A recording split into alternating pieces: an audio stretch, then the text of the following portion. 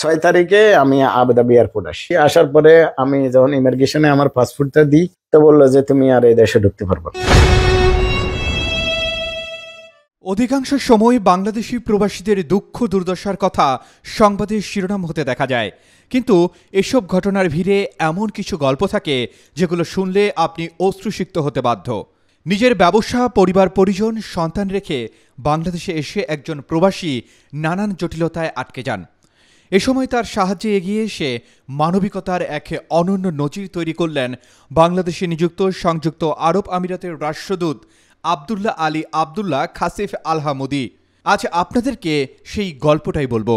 Ambassador sir আছে বাংলাদেশে, গুলশান 2-এ নিয়োজিত, যিনি আর কি অফিস করেন আর কি। তো আমি ওনারও বললাম যে স্যার, আমার তো এখানে কোনো নেই, ক্লিম নাই, এবং কি আমি 30 বছর লং টাইম এক দেশে থাকি, শুধু আবুধাবিতে থাকি, আবুধাবি সিটিতে থাকি স্যার।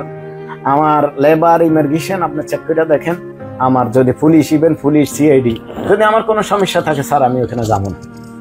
আর আমার নাই তো আরেকটা অপশন আছে, আমার আরেকটা চিন্তাধারা আছে স্যার, যে আমার 3 মাসের জন্য পাঠান বা 2 মাসের জন্য পাঠান, আমি আমার ব্যবসা বাণিজ্য গুলা বিক্রি করে চলে আমো। কারণ আমার এখানে 2টা দোকান আছে, বাকালা, তারপরে আমার বিল্ডিং আছে, বিল্লা আছে, যে আমি আরবিক থেকে রেন্ট নিয়ে আবার রেন্ট দিই, রিয়েল এস্টেটের ব্যবসা। তো আমি এগুলা বেশি কিনে হিসাব কিতাব করে আমি চলে আসি, বা আমার ছেলে মেয়ে আছে ওগুলা করে চলে আসি। তারপরে স্যার বললো যে তুমি টেনশন করো না, তুমি বাসায় যাও, আমি তোমার পাঠাবো, তুমি টেনশন করো না। তবে উনি অনেক ভালো মানুষ, আল্লাহ পাক, উনি আমার কখনো প্রশ্নই করেন, কোনো প্রশ্নই করেন। উনি এমন মানুষ, আল্লাহ পাকে আমি আমার সর্বোচ্চ আমার ফ্যামিলির পক্ষ থেকে, আমার ফ্যামিলি, আমার বাচ্চা কাচ্চা, ইভেন আমার ভাই বেরাদার, আমার আত্মীয় স্বজন যত আছে সবাই বলছি ওনার জন্য দোয়া করবার জন্য। আল্লাহ পাকে ওনারে নেখায়াত দান করুক, এবং কি আল্লাহ পাকে ওনারে জীবনের সমস্ত আপদ বিপদ বলা মুসিবত হইতে আল্লাহ ওনারে রক্ষা করেন। আমার মতো মানুষের এই দোয়া। আল্লাহ অশেষ রহমতে যে বাংলাদেশে 16 মাস থাকার পরে আসছে, বা সবাই মিলে হেল্প করার পরে আমার হাজবেন্ড এখানে আসতে পারছে, তাদের জন্য অসংখ্য অসংখ্য ধন্যবাদ।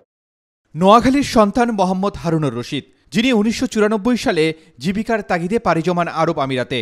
শুরুতে 600 দিরহাম বেতনে তার কর্মজীবন শুরু হলেও এরপর কঠোর পরিশ্রমের সাথে ধাপে ধাপে নিজেকে একজন ব্যবসায়ী হিসেবে প্রতিষ্ঠিত করেন।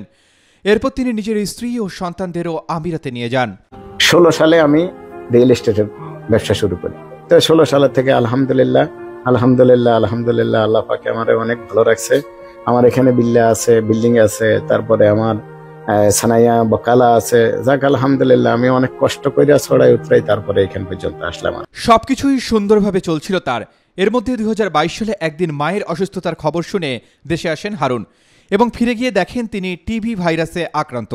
এই দেশে আসার পরের থেকে আমার কাজ শুরু হয়েছে, অনেক কাজ। তারপরে আমি এখানে মোসাফা এলএলএস হসপিটালে যাওয়ার পরে আমারে বলে যে তোমার টিবি ভাইরাস। এজন্য তিনি আমিরাতে হাসপাতালে ভর্তি হয়ে টিবির চিকিৎসা নেন। এর মধ্যে হারুনের মা ইন্তেকাল করলে তাকে দেখতে দেশে আসেন, এবং 6 দিন পর আরব আমিরাতে ফিরে গেলে তাকে ইমিগ্রেশনে আটকে দেওয়া হয়, এবং বলা হয় সে 6 মাসের যথাযথ চিকিৎসা না নিয়ে দেশে চলে গিয়েছিল। বলে যে তুমি প্রতি মাসে আইয়া একবার করে আইয়া মেডিসিন নিবা, মেডিসিন এগুলা শেষ হওয়ার পরে আবার আই। এইভাবে আমি প্রায় 5 মাস যাই, 5 মাস প্রতি মাসে যাইয়া ওষুধ আনি, খাই। ওরা আমারে পরীক্ষা নিরীক্ষা করে। তো ওনারাও আমারে বলে নাই যে 6 মাস তোমার এটা মেডিসিন নিতে। দীর্ঘ 6 মাস চেষ্টা করেও যখন ফেরত যেতে পারলেন না, তখন তার জীবনে ফেরেশতা হয়ে আসেন আবদুল্লাহ আলী আবদুল্লাহ খাইসেফ আলহামুদি। তিনি কিভাবে তাকে সাহায্য করেন, চলুন তা হারুন সাহেবের মুখ থেকেই শুনে আসি। আমি কিভাবে দেশে আসতে পারুম, কি আসে বিষয়, তো আমি অনেক মানুষের সাথে যোগাযোগ করলাম, কোনো কিছুতে আমি সাড়া পাইতেছি না। তারপরে লাস্টে আবুধাবি ভিসা সেন্টারে আমি 1 বছর ধরে ঘুরে করলাম। ইউনাইটেড আরব আমিরাতের যে ভিসা সেন্টার আছে গুলশানে, আমি ওইখানে অনেকবার গেলাম। তারপরে অনেকদিন ঘুরতে তারপরে যাই আমি একদিন ইউনাইটেড আরব আমিরাতে যে অ্যাম্বাসেডর স্যার আবদুল্লাহ আলী আহমদি যেখানে অফিস করেন উনি, ওইখানে গেলাম। ওইখানে যাইয়া সিকিউরিটি গার্ডের জিজ্ঞেস করলাম যে ভাই, এখানে আমি আবুধাবি ইউনাইটেড আরব আমিরাতের যে কর্মকর্তা আছে, কারোর সাথে আমার কথা বলতে পারুম? তো উনি বললো যে আমি ঠিক আছে, এখানে একটা আমার ভাই আছে, আমি নিয়ে আসতেছি, আপনি ওনার সাথে কথা বলুন। তারপরে আমার যে আবুধাবি ইউনাইটেড আরব আমিরাতের সিটি আবুধাবিতে যেটা আমার সাথে হইলো, আমি এগুলা সব আমার বাইরে স্পেলিং করলাম এবং কি বললাম যে ভাই আমার এমনি অবস্থা। তারপরে তো উনি আমার অ্যাম্বাসেডর স্যারের সাথে দেখা করাইলো, কথা বললো, আমের ভাইয়ের মাধ্যমে বললো যে হারুন এটা তো হবে না এমনি, তুমি বাংলাদেশের দক্ষিণ এশিয়া বিষয় মন্ত্রণালয়ে যাইতে হবে, ওইখান থেকে একটা লেটার আনি দিতে হবে যে আমি কিভাবে কাজ করবো, যদি আমার বাংলাদেশ থেকে যদি আমরা পারমিশন না দেয় তাহলে তো আমি তোমার কাজ করতে পারবো। তখন আমি স্যারকে বললাম, স্যার আমার মতো মানুষ কি বাংলাদেশের দক্ষিণ এশিয়া বিষয় মন্ত্রণালয়ে যাইতে পারবো? পসিবল না, কারণ আমার ওখানে ঢুকতে দেবো বা আমার পরিচিত নাই, কারোর সাথে জানি না চিনি না। তখন আমি বলার পরে আমারে বললো যে ঠিক আছে, আমের বাইরে আমি কথাটা বললাম, বলার পরে বললো যে আমার একটা ফ্রেন্ড আছে অনিক স্যার, আমি আপনার নম্বর দিয়ে দিব, আপনি ওইখানে যাইয়া গেটে যাইয়া ফোন করবেন এবং আপনি একটা লেটার বাইরে থেকে বানাই নিয়ে যাবেন, আপনার বক্তব্যটা কি, আপনার সমস্যাটা কি। তখন আমি এগুলো একটা বানানোর পরে আমি যাই গেটে যাইয়া অনেক স্যারের ফোন করি। ফোন করার পরে উনি বলছে সিকিউরিটি পুলিশে বলছিল সিকিউরিটি গার্ডে আর কি, যে ওনারা আসতে তো। তা আমি গেলাম, আমি যাইয়া উনি ওইখানে সচিব ছিল, আমার পুরো ডিটেলস গুলো আমি বললাম, বলার পরে ওনারা আমার একটা লেটার দিছে। এর আগে অ্যাম্বাসেডর স্যারে ওনার সাথে কথা বলছে, আব্দুল্লাহ আলী আল হামুদি, উনি আবার ওইখানে ফোন করে দিছে যে এমনি আমার একটা লোক আইবো, ওইখানে আপনি ওর কথাগুলা শুই না ওই একটা লেটার তৈরি করে আমার ইমেলের ভিতরে পাঠাইবেন। তো ওনারা ইমেল করে দেওয়ার পরে তো 1 মাস 2 মাস 3 মাস আর কোনো খবর নাই। তারপরে আমি আবার স্যারের সাথে আমের বাইরে ফোন করলাম যে ভাই আমার স্যারের সাথে আমার আরেকটা বার দেখা করার দরকার, এখন আপনি একটু বলেন। তো উনি বলছে আচ্ছা ঠিক আছে, আমি স্যারের থেকে অ্যাপয়েন্টমেন্ট নিয়ে আপনার জানাবো। তো আমার ফোন করে অ্যাপয়েন্টমেন্ট নিয়ে জানাইলো। জানার পরে আমি একদিন সকালে গেলাম, সকালে যাওয়ার পরে আমি বললাম, বলে স্যার আমার কি হয়েছে? বললো যে হারুন তুমি যাও, হবে, তবে সময় লাগবে। আমি তোমার গ্যারান্টি সহকারে বললাম হবে। এই নানান টেনশনে মানে আমার মাথায় খাওয়া দাওয়াতেও ভালো লাগে না, কাম কাজ তো নাই, আমি কি কাম করবো। তারপরে লাস্টের দিন সেপ্টেম্বর মাসে আমি আবুধাবি অ্যাম্বাসেডর স্যারের সাথে একটা মিটিং এর ব্যবস্থা করে দেয় আমার সাহেব।